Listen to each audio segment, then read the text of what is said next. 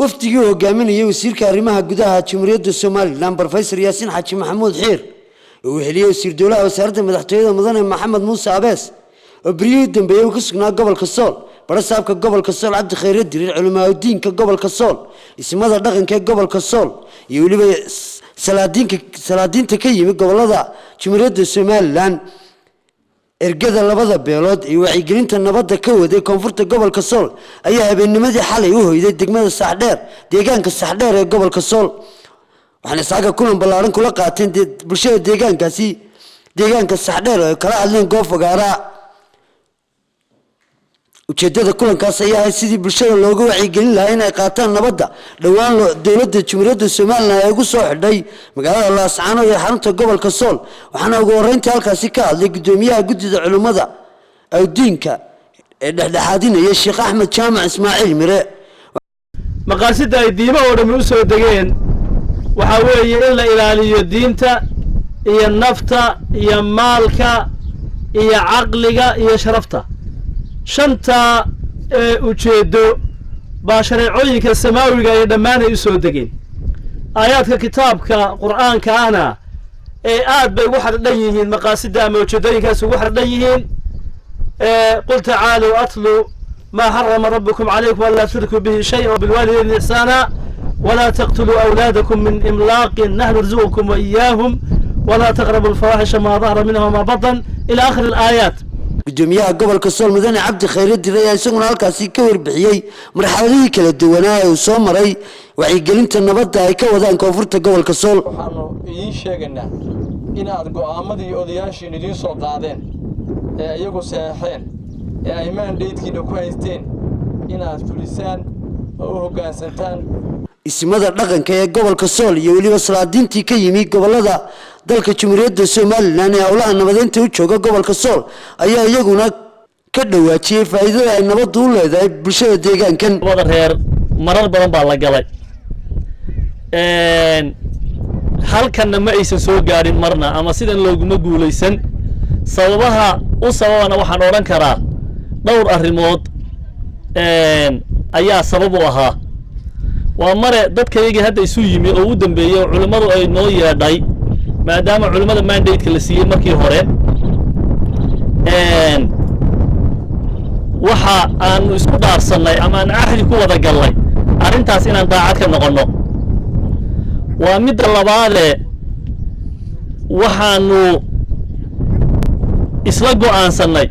arintaas in wax siyaasad ah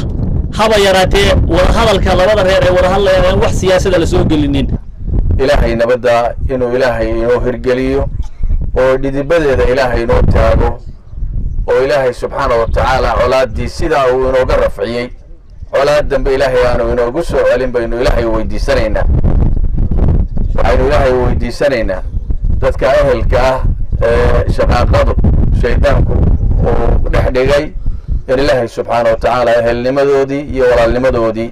ilaahay uu soo celiyo markaan ka hadlo 66 nin anagu ma nihin maanta u hadli mayno qabiilo waxaanu ku hadlayaa kaayagii hadlaaba afki 66 ali xisaaw 66 ku jiri Cabdulqaadir Maxamuud Cabdulqaadir 66 ku jiri aniguna kaan ku hadlayaa waa afki 66 ama cuqaasha wixii aanu soo qabanay iyo wixii culimadu qabatay iyo wixii dawladdu qabatay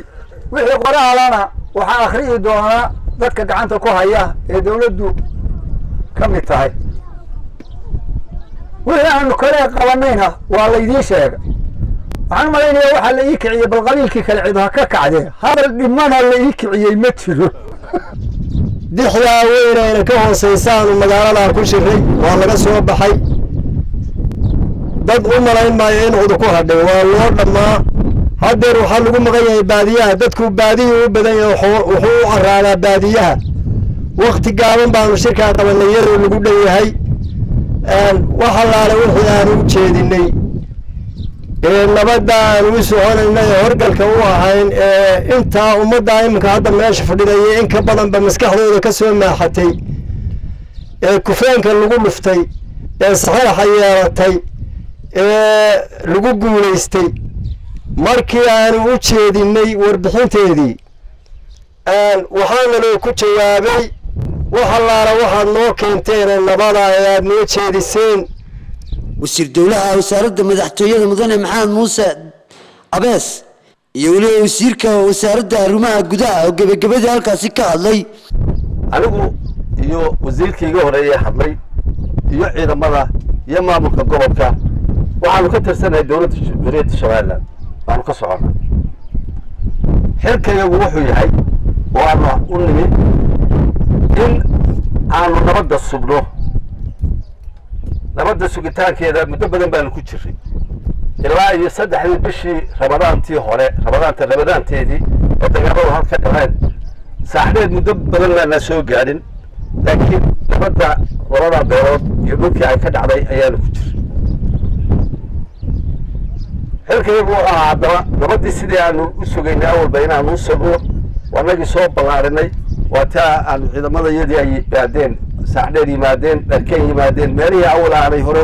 ugu tallaabsanay dhawaan kusoo wada tallaabsadeen oo soo gaareen waxaasaanu arrimahaanu ka soo shaqeynay bay ahaayeen. cid aliyaal ciddii fadqalala ka wadana inaa u tilmaantaan oo ciidamada u sheegtaan oo tirahdaan farta ugu fiiqdaan oo tirahdaan waa kaa iyaguna amar waxay ku qabaan cid aliyaal ciddii fulisafal iska daayay ciddii lagu tuhmo inay waajibkeeda ka qaataan. wasiirkan wasiirka oo hogaaminaya ayaa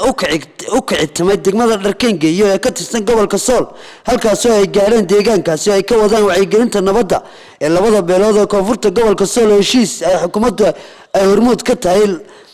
lagu dhexdhigay xarunta gobolka Sool ee Laascaanood. waa Barkhad Cumar Axmed warbaahinta qaranka Jamhuuriyadda Soomaaliland deegaanka Saxdheer ee gobolka Sool.